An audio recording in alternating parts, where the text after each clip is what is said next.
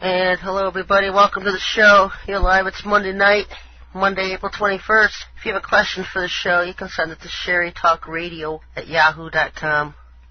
I'll be getting the questions tonight. Been looking at a lot of things this week. I've spent a lot of time in the codes and just listening to the Lord, trying to see what He has to say. And the same things just keep popping up over and over again. I've told you about the confusion between the years. Are we in 2009? Are we in 2008? If we're in 2008, I was going to take a vacation and, because code years can be different than the way we view years. Either way, September of this year would be considered, even in the Hebrew year, 2009. It's the beginning of a new year in September. And so, is it going to be an action-packed spring and summer?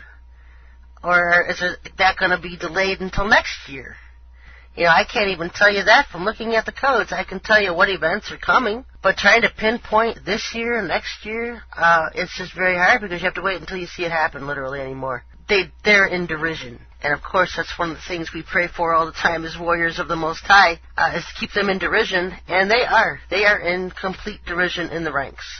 Their own bureaucracy ties their hands and feet. Infighting, groups fighting amongst each other in the whole New World Order scheme. A lot of derision among them.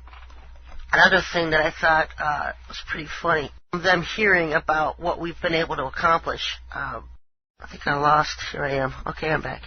One of the things that was completely shocking, as far as seeing in the codes, and someone sent me a link last night, and I was looking at Wilhelm Reich's Wikipedia page. And I've never spent hardly any time really studying Wilhelm Reich, because I think along with everybody else, I had just heard what the critics had to say about him, and so never really decided to do any of my own investigating about him. Because I really don't care what people are doing. I just do what the Lord leads me to do. The Lord leads everybody to do their own thing. Those who aren't led by the Lord try to steer everybody else in doing what they think they should be doing. And so it's just a big mess. And so that's why I've always just been a damn it in the fact that I do my own thing. And every time I say his name, my server goes out. My thing just goes dead. I'll say it again. I spent some time reading Wilhelm Reich's website last night. It's not going to go out. Okay, amazing. And one of the things that I was shocked to read was the fact that he had also talked about, a lot of people give him the credit of being the founder of orgone. Although from what I can tell in the Bible codes, it's an ancient energy.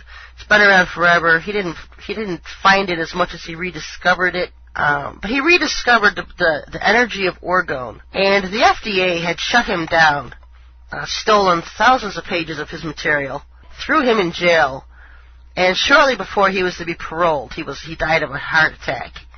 And everybody familiar with this is probably just raising your eyebrows on that one, because heart attacks, brain aneurysms, tumors, those are common assassination techniques by our CIA, by our government. And so they killed him before he could be paroled. They stole all of his material. But one of the things he had claimed about orgone energy, and I'm not going to say that we make the exact same orgone energy, because I make orgone a very specific way. The Lord told me how to make it, because I make a specific type of energy, and there's various different kinds of orgone energy that you can make. But something that I had seen in the codes that our orgone does, that Wilhelm Reich's orgone does, is he thought that it would cause UFOs to crash. And I was just floored to see that on his site, because I've been claiming that for years now, at least the past year or two on this radio show, that this orgone we have is causing UFOs to crash. And so it's interesting to get some confirmation. Even if I've been doing it for this long, it's the first time I've got actual confirmation other than just seeing it with my own eyes. It's always nice when you get confirmation from somewhere on things, and so it's just amazing, because people call me a nut. Well, I guess he was too, A lot of people are. People think if you don't agree with everything they do that you're just a nut or whatever, and that's why I've never cared what people think about what I think, what I, believe, what I teach, because I just do so as I'm led by the Lord. And some of the things that keep me going is just the stuff I see in the codes, the Bible codes in regards to all of this stuff. They're completely shocked that it is causing the UFOs to crash, trying to come up ways to stop it. And what I saw also was that they would use some kind of legislation to stop the Oregon Warriors. And so that's why I posted at OregonWarriors.com that hate legislation that Congress recently passed last year. I'd warned everybody that they were going to come up with some kind of draconian legislation and pass it, try to stop it. And they did come up with draconian legislation, but they haven't stopped it yet. But I also found, reading Wilhelm Reich's site, that the FDA already has laws on the book prohibiting the interstate sale of orgone accumulators. And so I thought that was interesting. Depending on exactly what their wording is, because his accumulator that he had made was a specific box of some kind of orgone energy that people could sit in and be healed. It would heal cancers and diseases and things like that, and we don't make that. But they could easily change the wording around and use it against all people who are making and distributing orgone. So I thought it was interesting because I had seen in the codes where there was an existing legislation, and so I didn't know what existing meant. I wanted, and then just the Lord leading me to Wilhelm Reich's page and then seeing that it already exists with the FDA. And you got to wonder, why is the FDA involved with orgone? Because it's a reptilian agency. The FDA is completely reptilian. Every year around spring, they go 2 weeks down to Brazil. There's an underground base in Belize, Brazil, and that's where they get their instructions for the next year. It's the FDA that has attacked our food, our medicines, everything about almost survival here in America between food and medicine. They have their hands in. And you've seen a lot of people with natural remedies, natural healing alternatives being shut down by the FDA because they're not in the healing business. They're in the business to kill and destroy you. They want you to be sick. And so anytime there's a discovery made that could heal cancers or cure cancers or common diseases and plague, the FDA shuts them down because there's no money in being cured. And they're not in the business for curing and healing people. And so just interesting, some of the stuff, confirmations I've been getting all week on things. Now, some of the other things that I have been seeing, and I've been talking about the coming famine forever. And it's here. It's not coming, it's here. Interesting to note that some of the articles circulating around the internet are talking about the silent famine. And I just talked about a couple weeks ago how they are blocking media news from the famines.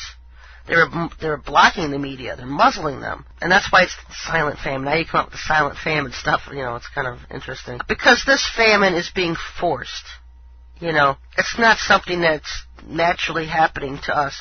So we don't know how quickly this whole famine, it's going to be massive, it's going to be worldwide, how quickly it's going to spread here in America. We're seeing it in African countries, you're seeing it in some of the outer Central America and other countries, shortages on wheat and grains and rices and things. UN now predicting, articles going around, circulating, even on our own West Coast and even in New York, that there's going to be food rationing.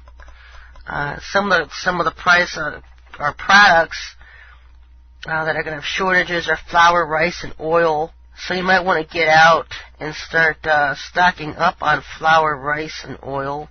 Oil might be a good idea. And if you're a big rice fan, make sure you keep it dry, because if you get pasta wet, it will mold. And so you don't want it damp at all, especially if you're spend all this money on stocking up food and then let it get waste by maggots and worms and mold. The best thing to do is to keep it in a basement or somewhere at 60 degrees. Doesn't matter if you have Mountain House or MREs or grains or pastas. If you can keep it cool at 60 degrees, like a basement, you can get years and years and years shelf life out of your food. If you have it where it's going to get hot and warm, it's not going to last as long. And so just a heads up. Also, if you have food stored in boxes like boxes of spaghetti or whatever, make sure you keep them dry. Make sure you keep them in another sealed containers so bugs don't get in them, things like that. Try to use containers as much as possible on your food because this famine is coming already here. I've been warning about that forever. And around the corner.